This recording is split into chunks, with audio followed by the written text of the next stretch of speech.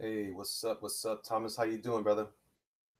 Sorry about that. I was just inviting a couple of my peoples, my folks, my Stokes. Oh yeah, cool. All right, there's a few of us here. I know different people are doing different things today on the YouTubes. But today, I'm just gonna jump on real quick with some epic doodle action. I'm working on on a commission here. This is a commission that's kind of past due, but I'm hoping that it'll evoke some passion in people. So yeah, like I said, I'm going to talk a little bit about this particular commission and maybe a couple of doodles.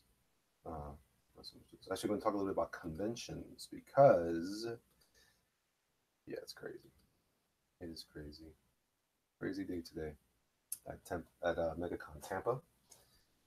It was all right. It was all right. Had a decent time with the folks from, is it Fan Expo? Fan Expo, I think is the name of the company. It's on that show, so just going in there, just adding. Supposed to be the maestro. I'm hoping for a couple of my buddies to come on board. Maybe they can, maybe they can't. It's okay if they can't.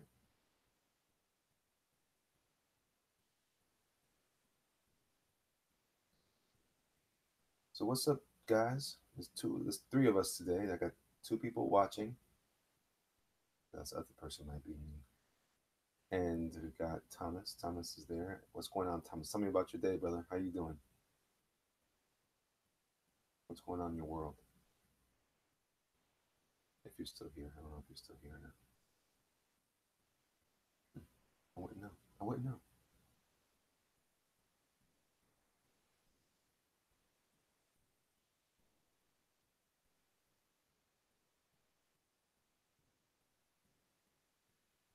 It's lit. What's lit, brother? What's lit? What you got going on, homie? You playing PS? What are you playing, man? I want to play. I want to be down. I want to be down. All right, so we are. Here we are. A couple of windows open all over the place. Sure, I can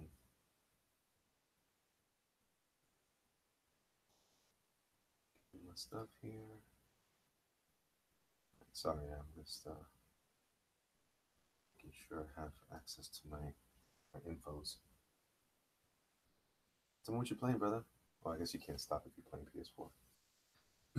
So yeah, today was an interesting day. I had a good time at MegaCon Tampa. Um, MegaCon Tampa is the sister show to, well, I guess you might call it the daughter show to the parent one called MegaCon Orlando. But this company is a lot bigger than that. Anyway, I see Michael's in the house, my man. How are you today, sir? What's going on, Ooh, brother? I see the picture already. Uh Ooh. huh. He's so crazy, dog. He's so crazy. That's awesome. Oh, he brought out the big guns. Yeah, man. Trying to take care of you, brother. Trying to take care of you. Trying to take care of you. That's so awesome. Man, how was the show today, man? So I was just talking about it. It was decent, man. It was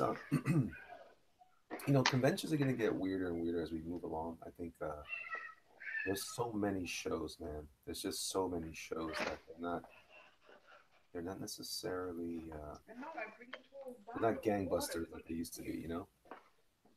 And so I think the winner is probably the attendee. Although you got to ask, like, you got to think how many vendors go to every show, right? So if you bought a ninja sword last time, you're probably not going to buy the same ninja sword from the same guy this time, right? Exactly. So I wonder if that's taking its toll on the overall quote unquote industry. I say quote unquote because I'm not really sure how to refer to it. Is it an industry? Is Well, convention an industry, or do you think conventions are part of the comic book industry? What do you think? I think it's more. Well, I used to think in the beginning that it was a comic book thing or comic related anyway, but it seems as time went on, it leaned towards uh, like Hollywood guests and stars and stuff. Like it went that route, and then like comic books took the back burner Mm, because it seems like MegaCon, like you were talking about MegaCon Orlando. In the beginning, when I first started going to MegaCon Orlando, about 2006, 2005, mm, it was very artist oriented. That was the main thing. There was shops around. You buy little statues, you do your thing, but the artist alley was good. It was an artist thing. Now you fast forward to 2018, there's nothing but superstars everywhere, Hollywood movie stars, TV shows, whatever. And then Artist Alley gets that back burner. It doesn't even really get advertised, except maybe like, oh, like, Jim Lee's going to be there. Boom, one person. So there's a whole Artist Alley, but you mentioned one person. mm, mm, mm. So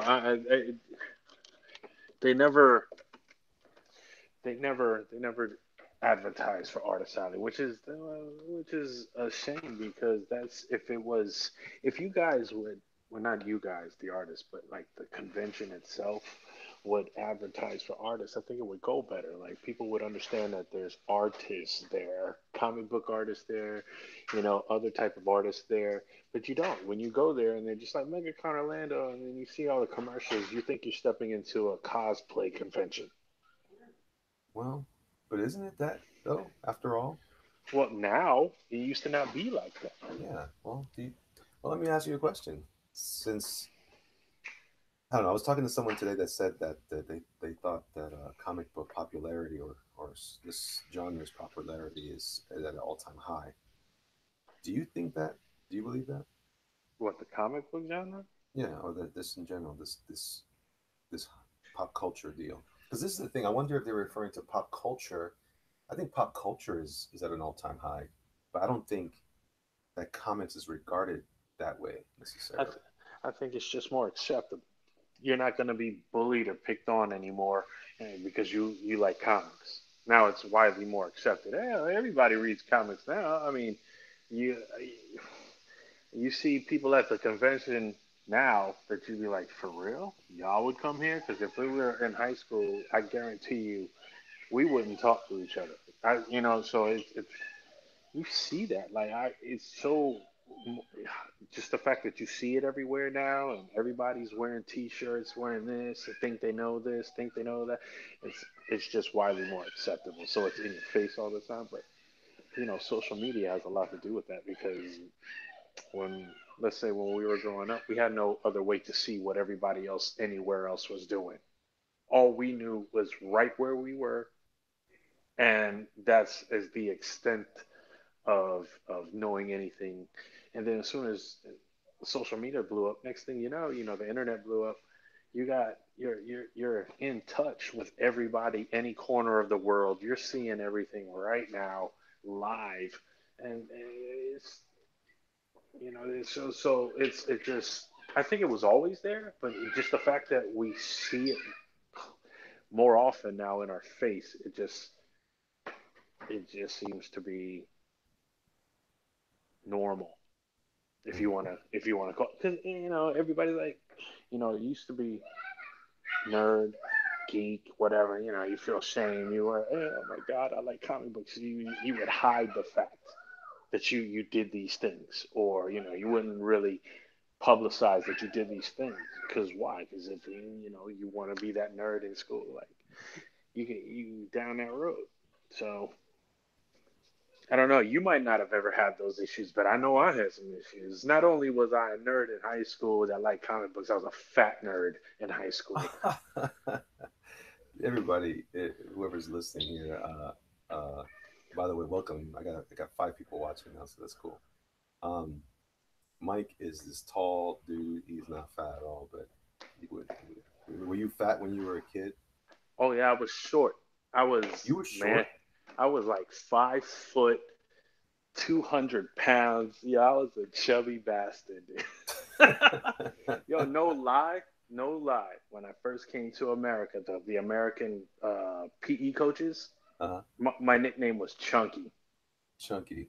I used to hate going to class because I was like, they're just gonna call me chunky again. And this was the coaches.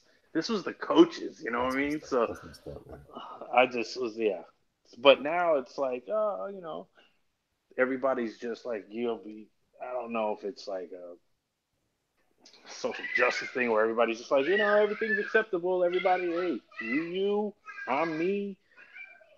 Everybody's happy. Like I don't know, I don't but know. I'm glad they called me chubby because it made me self conscious enough to try to get squared away when I got older. oh Um, yeah, I I, guarantee I had like a complejo. I was like, I don't want to be a fat kid. I don't want to be the fat kid that can't get the girl. You know what I mean? I don't want to be that. So I was like, I was just doing, let's do something, man. Work out, play sports. Let's do it. I ain't gonna be the fat kid for my life. No, I just couldn't do it. well, speaking of fat kids, we got Nasser. Nasser. Hello. Wow. Hey, what's up, man? I'm being funny because he's not fat at all. Oh, okay. I was like, No, he's not Nasser's the fat kid. fat. No. He's What's good, you guys? got a fat brain. Got a fat brain. What's up, man? How you doing? Doing good.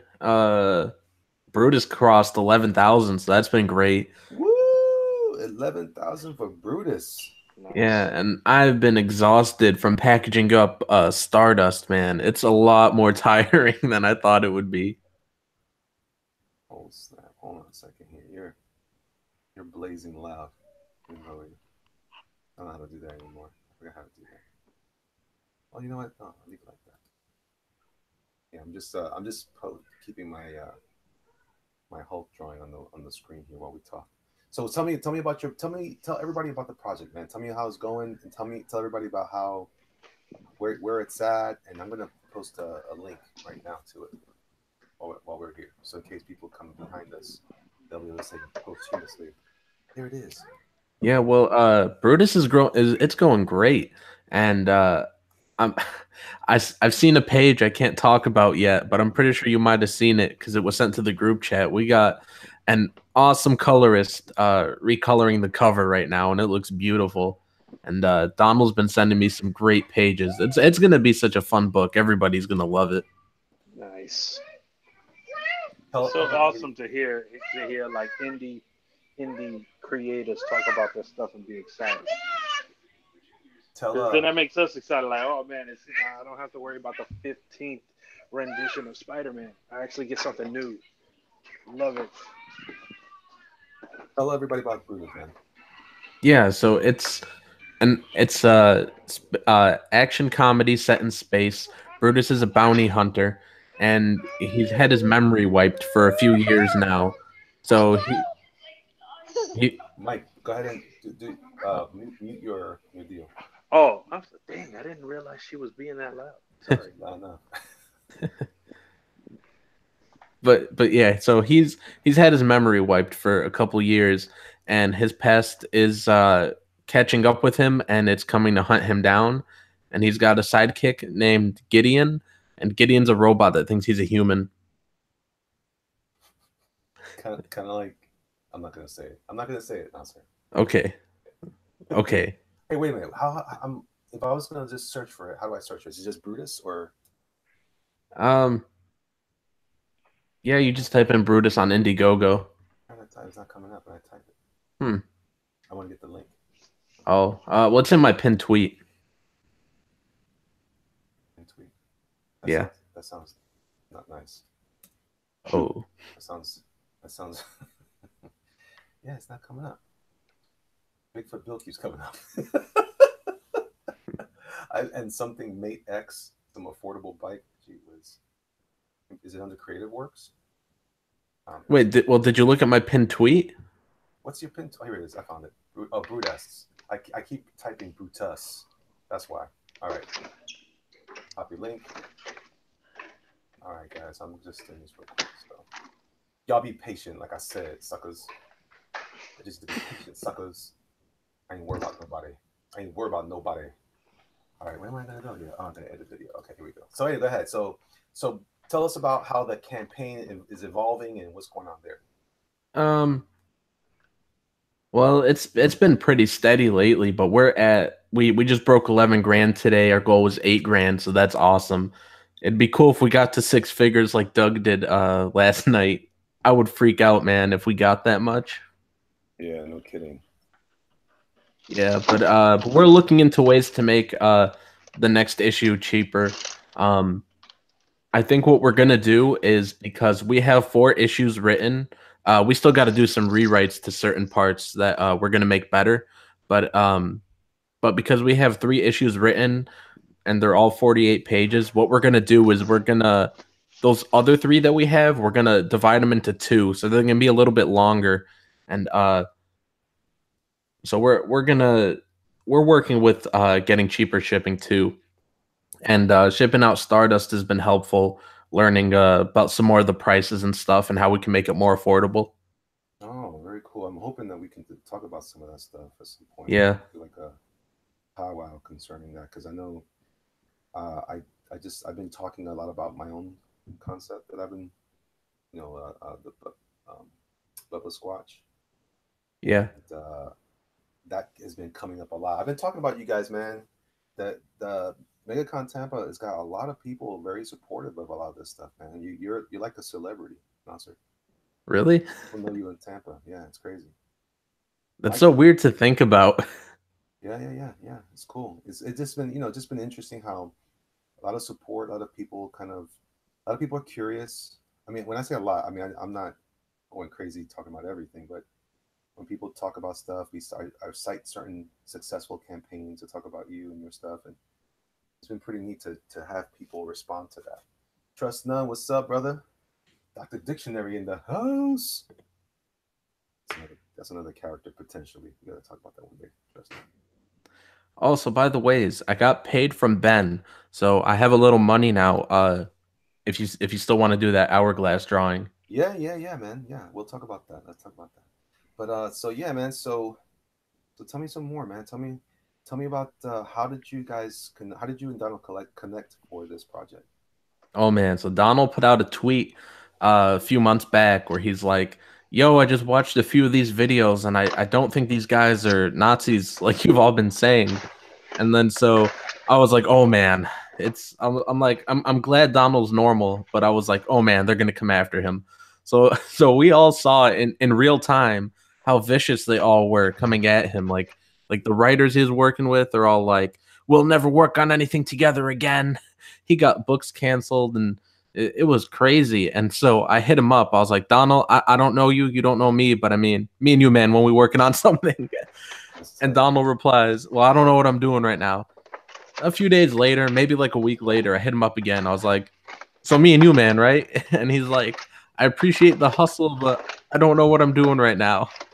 And then a couple weeks after that, Donald hits me up on Twitter, and he's all like, "All right, so this is what we're doing." And then he had the design for Brutus and a few side characters, and he's like, he just told me like the gist of it, and then he's like, "Okay, well now have fun." So I was like, "Okay." So I just had fun with it. So basically, so it was originally his concept, and you as the writer, Yeah. Talk about your part of the process. I mean, before you do that, let's see. Trust None's giving me a ha ha ha ha ha. It's like an evil laugh. Trust None, evil laugh. Robert Vera, what's going on? Veterano, what's up? Humphrey Bear says, "Cool drawing." Oh snap! That's right. Is that you, brother? Wait a minute. That's not you, Lafayette. But anyway, I know it's not you. Well, thanks, Humphrey Bear. I appreciate it. So, talk to me about how do you work with Donald on this project? Basically, basically before I start each of the scripts, I'm just like, "What's something you would have fun drawing in this issue?" And then he'll be like, "Give me a lot of action in this one," or something like that. And I'll just be like, "Okay, a lot of action." And then so that's what I'll do. And then he's been happy with, like, I think out of all 4 issues, each one's 48 pages. He's literally only complained about 1 page. So he likes where it's going. I like where it's going. When you say complain, I don't know if you can talk about this. Is it like okay? No. I just made a reference to something. Okay. I made a reference to one of our enemies. But he's like, I don't want this to be just a book of references and inside jokes, and I was like, I got you. So that's something we got to tone down when we go back through 2 through 4. There's just like 2 or 3 instances where there's just a little too much like inside baseball stuff we got to get rid of. Yeah. That's a good idea, though. Yeah, that's a good idea, because then that keeps it consistent. What everyone's trying to do is produce fun stuff that's not trying to drag everybody into it. That's how I feel about it. I don't yeah. think Well, it's mostly stuff like okay, there's one part where he gets into like a little jet or something, and then his pilot is Cecil. Like there's stuff like that. I think that might be an issue too, but but there's stuff like that. But then but the only reference he didn't like was because I kind of I didn't name the person, but I sort of made like a fake name that was real similar, and then that's when he's like, okay, yeah, let's not make this just all inside jokes. So but there is comedy outside of like references. How many artists have you worked with so far?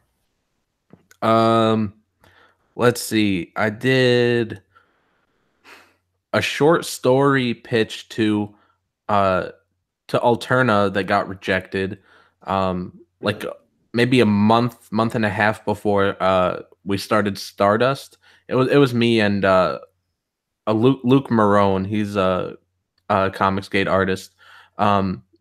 So that was like the first time. It was like a 5-page story. So that was like the first time any artist ever came through. And I don't know if we're ever gonna use it because it got rejected by Alterna. But I've had 2 pitches to Image where I paid the artists for just a few sample pages, and then both got rejected. And then one of the artists tried to take money from me, and he ran, and it took me like a year to get it back. But that's a whole nother story. But yeah, so before Stardust, it's really all I worked with artists, or all my work with artists was just 2 failed pitches and a failed short story pitch. That was all my comic book experience pitching wise before me and Sean just finished Stardust right now. So, okay. So you've got Stardust, and now you're working on Brutus. Yep. Going good. I'm excited for you, brother. That's really good. I'm proud of you, man. I mean, thanks. Not that you need me to be proud of you, because whatever. But dude, it's been such a long, crazy process. A few long years, honestly, with all the people that flaked on me, or tried to scam me, or like held me back and all that stuff. It's been wild. I'm so glad there's Comicsgate now. Right on, man. Right on. So yeah, man. It looks like you guys are doing good. It looks like we're gonna get some new stuff. My campaign's doing good too, man. My IndieGoGo campaign. For those of you who may or may not know, it's in the description below. I have a campaign going for my black and red art book. So far it's going swimmingly. Where did that expression come from, by the way? I wonder. I'm really big on that. I always like stop and wonder, like, how did that come about? Wait, how did what come about? Sorry. The term swimmingly. Oh, swimmingly. First of all, who says that? And then anymore, at least. And then why do we say it? I don't know. I don't know. I've never said it. It always sounds weird. Because you're not from the yuppie area. Let's see. Maestro looks 6, says Jose. Aaron Benton says, hey E, how are you? I'm good, brother. I'm doing good. I'm feeling good today. Comic Book Bob says Peter Cimenti's on Yellow Flash right now. He's the CEO of Alterna. Yes. In fact, I want to buy one of his hats, man. I really dig that hat. I like Peter's a cool dude. I love that guy. I love what he's trying to do. I love the idea of the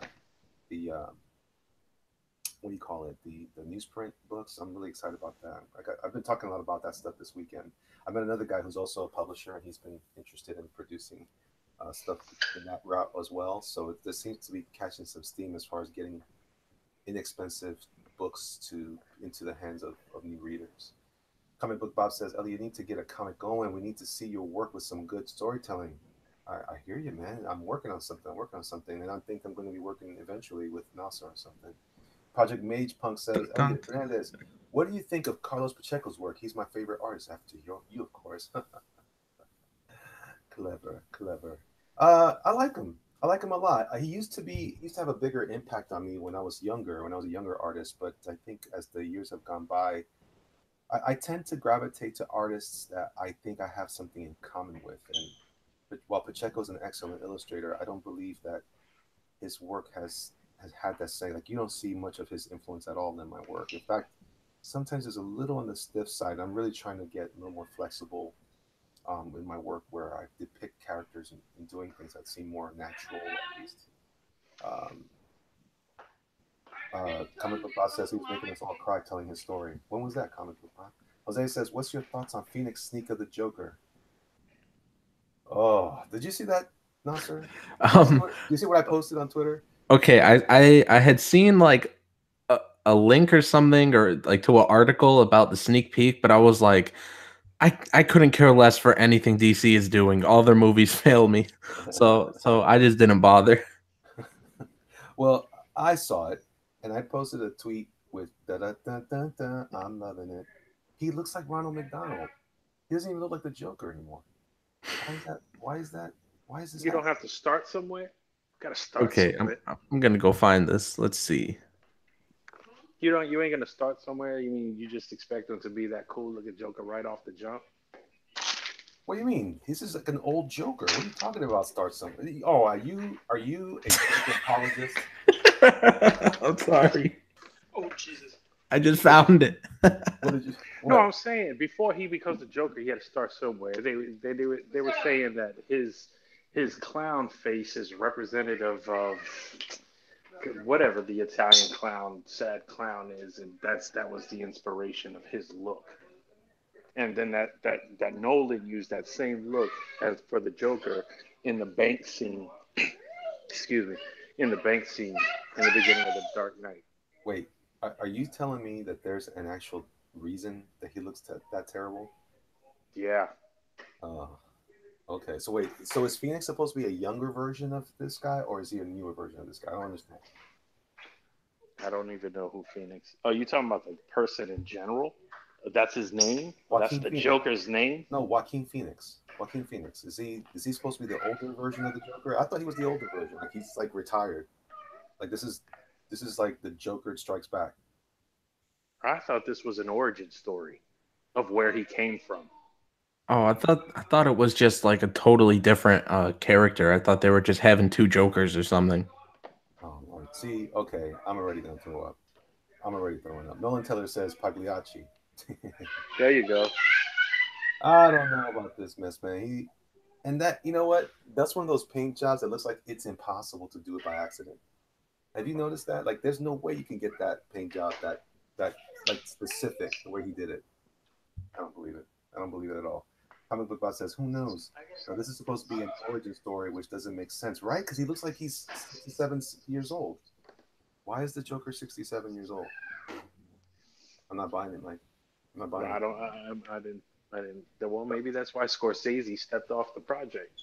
Maybe he didn't buy it either. No, I'm not buying it because I'm not spending any money on it. The new pics, Jose says he dressed up like Caesar Joker with the Ronald face makeup. He looks like a sandwich guy. He looks like a cheeseburger man. I'm not believing it. I'm not believing it. Yeah, man. So da da da da da. I'm loving it. Nope, not having it. So yeah, man. So what else, man? So Nasser, Yeah. what are your next steps after this project? Do you have other things already working out, or is this the main thing you're focusing on right now? Because you've written a Um. story, right? Well. Next. Well, Donald's running this one, so the next one that I personally run is going to be another thing with Sean that we're launching in January. It's called Serpent World of Terror. It's going to be a three-issue series, each one 60 pages. It's about this lady named Lizzie Maitland that it's set in the future, but it's like near future. It's like 2020, and we're able to take trips through space just to like observe it, in like these little ships. But hers crash lands and she's on a world full of snakes. So that's what me and Sean got coming up. So this is not like Snakes on the Plane. No. This is a comedy. Huh? This is a comedy. No, dude, it's gonna be horror. Oh, And speaking of, John Malin just came in, and he's actually read the first draft. oh, Someone's got a bad mic. Elliot, is your mic bad? Is my mic bad? What do you mean? Oh, No, it's probably mine. Oh, whoever was talking to Nasser just a second ago, I could barely hear you. Wait. No, that's probably me. Oh, okay. Yeah. This is my buddy Mike, guys. He's a good friend of mine. We've been friends for many years. One of my clients and now brother in arms. Oh, there's a microphone control that Elliot has, I think, that can boost your volume. Let's do that. That's in the is that in the control room? Yeah, I think so. I'm loving it. Talk again, Mike. What's going on? That's better. That's about as high as it goes. No? All right. Oh, there you go. Nice to meet you, Mike. You too, gentlemen. Thank you. So, John, man, what's up, man? What's going on with this crazy stuff? Everybody's going nuts. Twitter's going on fire, and everybody's making comics. This is nuts. Bigfoot Bills and... Yeah, Bigfoot Bill. Yeah, that I'm up to date on. Passing 100. That's really awesome. So, and now Lone Star is closing in on 100,000 as well, and I'm hopeful that Graveyard Shift will get there. And speaking of, real exciting. I'm going to go ahead and post your link in there too. Again, not too many guys following me right now, but as in time, people will be searching, and they'll go, "Oh my gosh, I want to go there." Which hopefully is sooner than later. I can back you. Graveyard Shift. Tell me about your story, man. How did you first tell everybody about your story, and then tell everybody about how you came up with the story? Well, my co-creator Mark Polton had the core idea, which was the title Graveyard Shift, and it'd be a superhero team with monster stand-ins, and we kind of kept fleshing it out, putting decent enough amount of layers on it, I guess, and. But the whole thing is, the concept is, what if the Universal monsters were the X-Men? So we have stand-ins for Dracula, who is essentially the leader of our team. We have a stand-in for Frankenstein's monster and his wife, the Bride of Frankenstein. So that's Mick and Lilith Mayhew. And basically, there's scientists that get murdered and put into their own experiments, like the best sci-fi and superhero material is usually starting. And then, essentially, without giving away too much, they come back for a bit of revenge. Hold on, I'm reading the chat real quick. Mm-hmm. I'm trying to get in that chat. Okay, I'm just going to show you. Primark Sanguinis. Be sure to check out IndieCron for an up-to-date listing of all the current comics campaigns. I mean, they're very good. Thank you, Primark. I appreciate that. See, Jose, you talking about Leto Joker. Silly rabbit tricks are for kids with the Leto. So, dude, I'm really excited about your project, man. And that's how much time do you have left on this? Let me go see. I think we have about 8 days. You have 8 days. Mm-hmm. Okay. But it's going to run as a store until Halloween. Okay. So on Halloween, it ends, and there will be no store option. I'm going to cut it off cold. And because I want people to know that there's limited times for these. And if you get on, then you get it. If you don't, then you don't. Well, and hopefully as many people as possible get on. I want to jump in on it for sure. I just got some work done, and I got a little bit of cash. I took care of my spot on Bigfoot Bill, and now I want to back yours. I've been enjoying thanks. Your art in general, man. It's really good. Well, thanks. Really, really good. So yeah, man, mine is about to wrap up too. Mine is already at. I think I have 5 days left or 4 days left. I think we launched ours in the middle of the day. So when it says 4 days left or 5 days, it's actually ending like around lunchtime. In the next days. So I'll probably do a little happy time presentation here with everybody if I can get everybody to jump on board with me. Now, are you planning on doing a store or? No. Actually, we talked about that today. Me and my business partner Andy. we talked about that. We decided not to do that. We decided that a while back because we wanted to. I want to keep it as exclusive as possible. We decided to keep it as an exclusive to IndieGoGo, and we want to go ahead and solidify our print run so we can go ahead and fulfill it as soon as possible. Nice. Yeah. Yeah, Yeah, I think that I think ultimately that's the best way, because I think what's going to kind of happen if people don't shut down in a reasonable amount of time. Mhm. Yeah, I definitely think you can maximize sales, but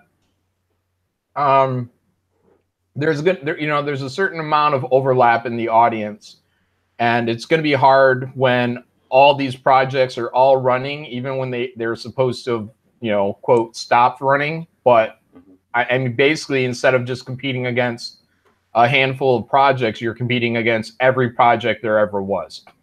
So, Well, that's true, and that's going to make it difficult. Yeah, to your, I guess that's what you're saying is that if someone wanted to, for instance, launch a project in, I don't know, November or October, they'll start to overlap, and then some confusion. well, even right now, I mean, Graveyard, or I'm sorry, Jawbreakers, and that's my project too. Yeah. That's still running. To the best of my knowledge, you can go buy a copy of it right now. Oh, no kidding. So because it's running as a store. Ah, So see, I thought it was over. unless they shut it down, it's still going. But that's what I'm saying is, we're still now, even in my case, I'm competing against myself. Right. So, but I don't have any control over that because that's Richard's crowdfund. Right. Well, So I went ahead and put in Graveyard Shift in the description below. And by the way, man, just so you know, man, you got some love in MegaCon Tampa too. I was talking about this with Nasser earlier. I saw a friend of mine named Black Cap on his Twitter came by, and first he was wearing an Alterna shirt yesterday, and today he came with a Jawbreakers t-shirt. I was like, nice. What? It was awesome. It was great, man. Very cool. Well, if he's listening, thank you very much for the support. Yeah, I'll be sure to let him know that we chatted him up. But yeah, he was a good guy, man. Big dude, scary. He was a big, large man, but he was super kind, and he's got me. He's got me doing what I want to do with Doug. I want to do that D&D game, but I don't know if I'll have time for that mess. But it sounds like fun. I never got into that stuff. Now I want to. Oh, Doug wants to do a D&D game? Yeah, he's supposed to be managing something with some people, and I think with who was that, Nasser? Who was he talking about? Oh, I'm trying to think, but I can't remember. I know exactly what you're talking about. I just can't remember who all was going to be involved. Yeah. Anyway, so he's talking about doing a can. I'm thinking that'd be fun to do even with a big group of us. Well, I never played it, so I kind of got to learn. I've been involved in someone's campaign one time. I think it's an excellent way to kind of like to get ideas for story and just to listen to everybody kind of talk about things and see how a good dungeon master can keep the story progressing. It's really interesting. I used to listen in on some friends that used to play a Weird West game, which eventually inspired me to come up with a concept that I have yet to to finalize, obviously. But man, but I've been talking a lot about my Bubba Squash this weekend, which is kind of cool. So that's going to be my next project, John. Wait, what is it called? Bubba Squatch. So I've already talked to Doug because ironically I've had this character for about 10 years now, and it's a very different concept than what Doug put together, but it has another Bigfoot or Sasquatch character. Let me see if I have that artwork. I can show you guys real quick. Nice. For the record, I do have a Bigfoot. I have a Bigfoot idea, but I actually talked about it online one time. I don't know whose stream it was on, but might have been Ben Hennessy, because it sounds like that'd be a Ben Hennessy conversation. Yeah, but yeah, mine's a serious take on Bigfoot. Mine's not like Bigfoot Bill. No, this is actually kind of similar to Bigfoot Bill in a sense, but different. It's more like actually, it's funny you mentioned Ben Hennessy. In my head, he kind of resembles this guy. It's just in my head. I don't know why. That's funny. He was supposed to be at MegaCon this weekend. I didn't see him yet. Let me see. Jose says I'm digging that Maestro. Thanks, brother. I appreciate that. So this guy is a character I put together. It's actually was heavily inspired by some of Doug's other material, right? So he's always kind of infused a level of his faith in his books, and also infused a lot of like just a lot of imagery. Um, what's the word I'm looking for there? Imagery is the right term, but there's other examples of that. But anyway, Symbolic. yeah, symbolism. That's it. That's it. Mhm. But this story kind of incorporates. It's about this. This is. Let me show you the earliest drawing. This kind of hilarious. Um, I came up with this idea when I was in a business meeting one time, and I should have been paying attention, but I didn't. And this is how it kind of started here. This is what the original Bubba Squash drawing was. And Jeez. yeah, I was just goofing around with a pen, and then I wrote that, and ever since then I just thought I thought I was being silly coming up with some goofy thing, but it started to kind of evolve in my head and became really endearing. So I thought he should look a little taller. I thought that might be funny if it was like a goofball comic strip, and it kind of turned into this. And I like the fact that he's this character. So basically, he's basically a character who was when he was a youngling, he was found in the woods by an elderly couple that raises him as their son, and they adopt him. And he joins the community, but the community never really truly accepts him because he's a monster. Uh-huh. But he functions as the town's protector, even though they don't acknowledge him as anything but a creature that they're afraid of. Protector against. Well, that's the thing. It starts off. This is a very like quiet story in the beginning. Like, if I was going to compare it to anything, I'd say it was a lot like in a similar vein as Bone. How that starts off as a soft comic strip, but then goes into this deeper saga type story. So he starts off kind of like in a sense, he serves the community by the time we catch up to this character, he's already older, and he's taking care of the family business. The adopted parents were elderly when they found him, so they die sooner than later. But he continues. He's also highly intelligent, so he runs the mechanic shop, the garage, the town garage, and he does all the oil changes for people. But I want to express how there's conflict with him and his community because he represents the other. And, but along the way, as he was growing up, he has a friendship with this young girl when they go to school together, and so it opens up the door for kind of like a forbidden love or forbidden romance. So they never engage in that because it's just not accepted. But they've always, she's always been tender towards him, and he's always been pining for her. Well, he ends up he follows her all the way through college and decides to quit because no one will accept him. Eventually, these are some of the guys that work at the factory that don't like him either. They're part of a gang that despise him. But anyway, somewhere on the line, some terrible things start happening in the town, and people start to accuse him of what's going on. Eventually, the young lady he has affection for, along with her, she becomes a school teacher. Along with her class, they disappear, and so the town raises up a posse or a group of people to help to try to take him down, and he has to find a way to find them before they hurt him, and that's where I reveal some more about his backstory and such. But this has been a real. A lot of it's about adoption. My own children are adopted, and I always wanted to kind of tackle that idea, that story about from their perspective through something like this. So just maybe it's more therapy for me than anything, but I'm really attached to this. So this is going to be the first thing I'm going to launch. I'm actually planning on doing a side comic strip about him and his son, like treat it more like a typical newspaper strip on Webtoons that ties into the graphic novel that I want to launch. Yeah, that sounds like a good idea. Yeah.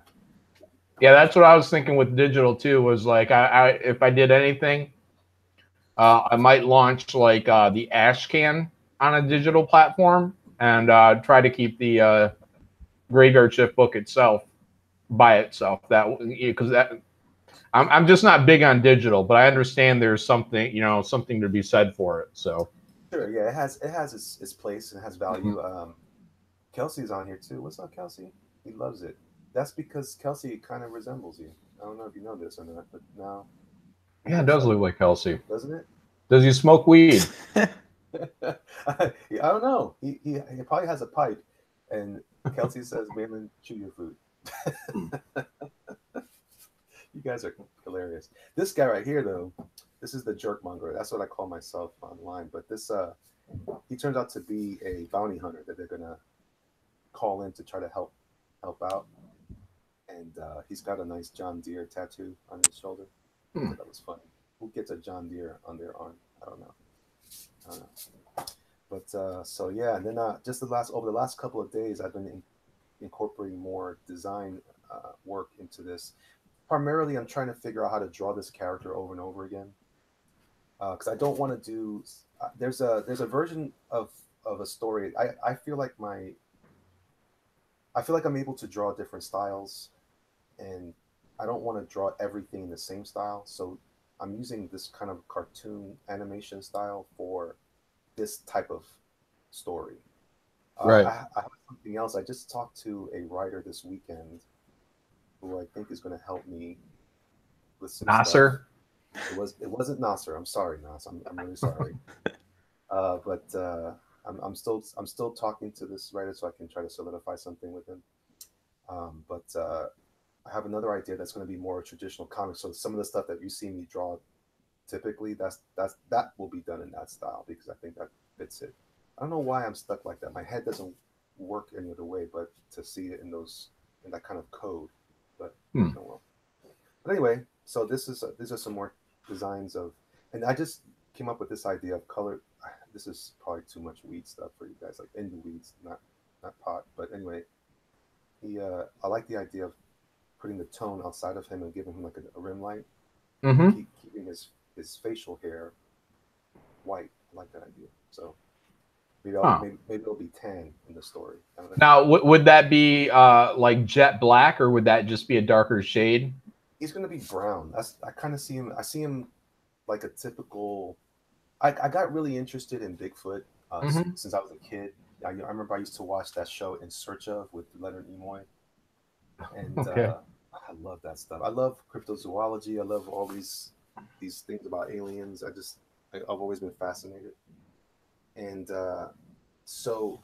and I just recently saw something on Netflix, another documentary-ish thing that supposedly they had some interesting photographs. They said they claim were real, but the idea is that they just usually look brown, and anything I thought that was a Yeti always seemed like it would be in those tones. So I like the idea of brown and tan. Yeah, right. Yeah, I was just wondering if you were gonna, when you were showing that, if that was that shaded area, not the rim light, but the near black area, if that was going to be represented as a darker shade of brown, or were you just going to lay in a black ink for that fill? So that's a great question because that leads me into some of the. I was just talking earlier about the idea. Love the cloak, dude. Oh, Kelsey, just wait. I want to share some stuff with you too. I just started to kind of think about the overall strategies that some of the guys in Comicsgate have espoused about producing the graphic novel I like the way Ethan calls it the movie experience, the movie theater experience, and then go from there. Represented it. Did I say that? Represented it. Go from there into the Blu-ray edition, which would be the floppies. And I'm trying to figure out. I love the idea of Alterna's newsprint. That's because I grew up in the 80s, 70s, and 80s, and that was how I read comics growing up. So what I love about that is I like to see. I want to practice working because my style of art I think lends itself to not needing so much computer color. And, flat tones, cell shading. Yeah, so now I'm starting to think what I might do though is I like what they do in animation where they color the lines a certain color. Yep, color hold. Yeah, you go. See, I'm kind of done. I'm dumb. I'm old and dumb, but I'll be okay. But yeah, so Yeah, that's, no, it could definitely look good. And you know, I ordered a bunch of Alterna, so whenever I get to my comic shop to go pick these up, yeah, I'll be looking at that stuff too and seeing hopefully some of the material, because I just told them to order me $50 of whatever backlog they can find and order me 2 of everything at the $1.50 level. So if I see one that has some really good, you know, modern computer rendering on it, then yeah, I'm going to be interested to see how well that's holding with the newsprint and all that with today's technology. So They actually look beautiful. yeah. Yeah, I have a bunch of Alterna stuff. It all looks great. Yeah. Yeah. So if it all works out, yeah, who knows? You know, I would consider somebody like Alterna. I don't know if they would consider me, but you know, I would consider somebody like Alterna. So same here. I Yeah. like that to be the case, but you know, I'm otherwise, you know, I'm sure by the time this all happens, there'll be other options for us. But oh yeah, I'm not worried about it. I mean, I see the entire local comic shop market as only add-on or bonus. The only thing I'm really concerned with is the IndieGoGo market. From my point of view, I see that as our business there, and you know, to keep making content for those guys, and everything else can go, you know, come or go. That's kind of the cool thing about, you know, what happened with Comicsgate is now, like, I really don't feel like I need to impress or beg any publisher to do anything. Right. I just really don't have any interest. And, you know, if it happens, it happens. But from my point of view, I'm in a pretty good position that I don't need to beg anybody or bend a knee to anybody. And if all I ever do is, you know, more IndieGoGos, then I'll be fine with that. But yeah, for me, the IndieGoGo market is, you know, it's all about trying to achieve at some point your masterpiece. And that's what I really want to go for. So when I finish a couple more projects, I want to do a story that is going to be written by me, drawn by me. It won't be colored by me. I highly doubt it'll be colored by me. And release that as, you know, something that, you know, may take an entire year to draw, maybe 2 years to draw. Do you have that story in mind yet? I have a notebook full of ideas, and it's going to be me sitting down with probably Kelsey Shannon smoking a doob, and I'll figure it out in there. Right now, off the top of my head, I'm thinking something along the line of Thundar the Barbarian. Oh yeah. Cool. Yeah. So I can get you know, some black magic, black science type concepts going on. Maybe some laser swords. Who knows? So, John Malin, you're on my list of people I got to run an IndieGoGo with. I don't care if it takes 10 years. Like, I love your art, man.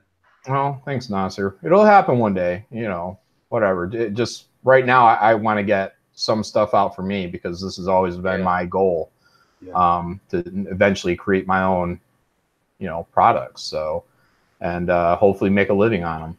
But yeah, so somewhere along the lines of a Thundar the Barbarian type concept, and it opens the door for me to do just about anything I want. Just like Graveyard Shift, where, you know, I could throw in, you know, a cyborg, you know, into a Conan type landscape. Not to mention, you know, the themes of a Conan type book, you know, damsels in distress and evil sorcerers and dragons, what, you know, the whole deal, but also be able to put in robots. Robots. Yeah, I see it. One of my favorite things, since you mentioned Thunder, I always remember that shot in the introduction where Gemini turns his head. It always freaked me out. But you heard that great Hanna-Barbera mechanical sound. Yeah, that sounds awesome, man. I love that. That's another thing I love, man. When I was growing up, I mean, I realized that these aren't necessarily so popular, but this is what I love about the crowdfunding option that we're all exploring now is that there so many there publishers will in a sense gatekeep, I guess is the proper term, I suppose, the type of material that goes out, so we never really get a clear read on what's popular or not. And all of a sudden, like, you didn't see any barbarian stuff for a long time except for what was being published by Dark Horse on Conan, and then all of a sudden Marvel gets it. So it's like it must have legs if people are willing to explore it. I can't imagine Marvel being able to do anything with it unless they went with some kind of unrated brand like Black Label that DC did. Does anyone know if they're doing something like that? I don't know. I got no clue what they're doing with them. I just know that they got it. They got the right back or whatever. Yeah, because if you're not going all the way with a property like Conan, and I don't even, I don't know how far Dark Horse even went, but I mean, you got to go all the way with something like that. And if you're not, you're wasting everybody's time. I want to see the limits of, a story like Conan. It would not be something, for kids in any way, shape, or form. Unless you consider Arnold Schwarzenegger for kids, because I mean, I saw that when I was, a teenager. So, but there, if you watch that thing uncut, there's nudity in there. I mean, people are getting heads chopped off, and but primarily the nudity and the sex scenes and stuff like that. So, to me, that's what you have to do to do Conan successfully. Is you can't really be afraid of going into rated R material. And if I was doing this Thundar type story, it would be rated R material.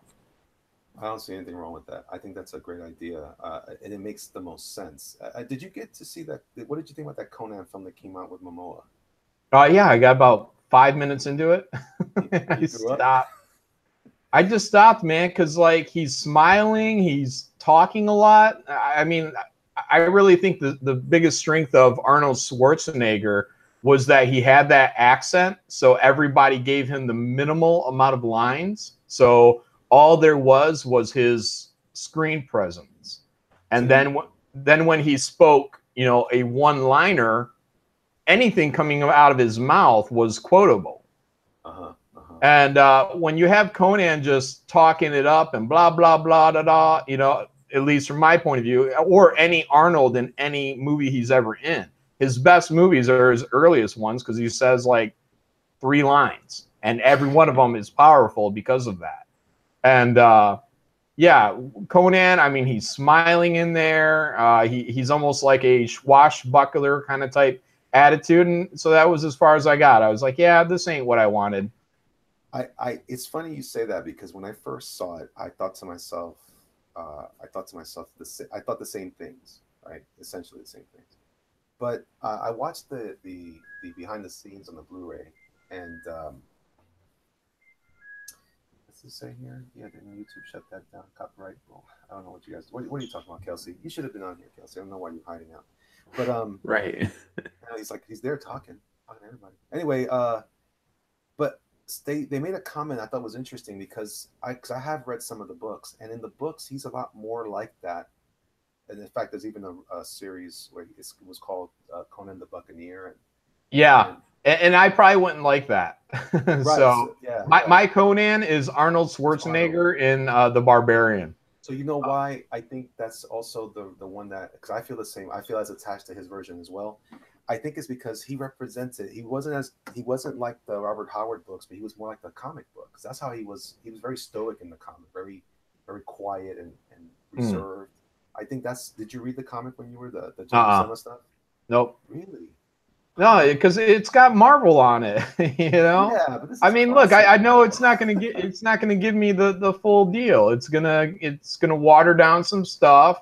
There's gonna be no, adult action going on in there. So, look, I mean, I'm talking graphic displays of decapitations and Game of Thrones level material. No, I'm with you there. I think if you again, you didn't read it, so there were 2 titles that ran simultaneously at Marvel during that time. There was regular Conan, and then there was something called Savage Sword. Mhm. Savage Sword of Conan was more like what you're saying. It was done on the Epic. Remember they? Oh, was it? Okay. Yeah, yeah, yeah. And it had a lot more of that. I remember that one of my favorite issues was had a Joe Jusko cover, and he was lobbing the head off of somebody. I remember my uncle used to buy it for me, and my mom was like, "What are you eating? What are you doing?" And she would get mad at my uncle. But I remember the story was about Conan finding this young child in the woods, a young female child, and then he gets kind of soft on her and decides to protect her and keep her overnight, and expecting to deliver her to some village or something. In the process, the next day she's a young girl, and then the next day she's a young teen. Then the next day she's a full woman, and then the next day she's hitting on him until she turns into this beast. And I remember thinking, this is awesome. And they were in the throes of love, like in the movie. And it was just, I think they probably grabbed that scene from the movie, from the comic, that particular issue. Yeah, but Okay. the thing that caught my eye the most though was he had the way Jesco painted him, man. He had these shoulders. I used to say they looked like pumpkins. He was so big and it was so rippled. I was like, man, that's awesome. And that's how I used to draw all my guys. For a long time, they would just have pumpkin arms. Primark is giving you some love. Don't forget to check out Graveyard Shift and Brutus, the Badass, and IndieGoGo. The links are in the subscription. Thanks. Description. I'm going to show that because just because you said badass doesn't mean I'm offended. Anyway, yeah, man, that sounds great, man. If you could pull that off, that's always good. I had a concept that I was going to call the Jerkmonger, and I had thought about doing something where it was a bit of sword and sorcery stuff, but it was going to be more like Hercules' Legendary Journeys. It wasn't going to be that serious. I like your version better. Mine was just about monsters that fight. Like, my story was about these characters that they have gladiatorial games, or like their MMA. But the one character was was a thief. He would just travel the circuit. It was more like WWE wrestling meets John Carter of Mars type stuff. Right. But I didn't have any lasers. I had this one female warrioress that was like very Puerto Rican looking. That made me happy. I would like to see that. That was very Frazetta.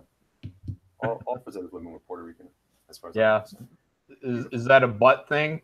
I think so. I think so. I can't lie. Nothing wrong with that. But no, there's nothing wrong with that at all. So yeah, man. So Nasser's there. Mike, you're listening to all this stuff. I see you're muted. No, I was because I have baby duties tonight. Gotcha. So all this stuff you're hearing, as a non creator person, someone that doesn't have a project, and you're mostly a consumer. What do you think about all these things? You're not even buying comics right now, right? No, I'm not. All right, but now, would you consider these ideas? Oh, of course. It's just like I support local. You know what I'm saying? Like mom and pop shop. So it's the same thing. I do it all. I would rather support the small person than the big company or corporation. That's just how I've always been. But small person.